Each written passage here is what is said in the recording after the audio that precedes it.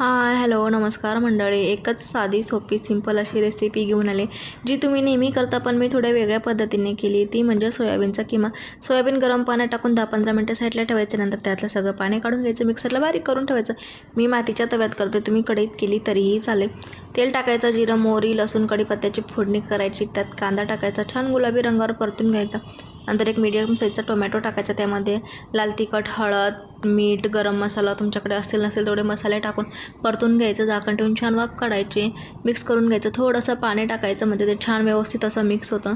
त्यानंतर जो आपण सोयाबीनचा किमा केलेला असतो ना, तो वरून टाकायचा, व्यवस्थित मिक्स करायचं. परत एक वेळा वाफ काढायची.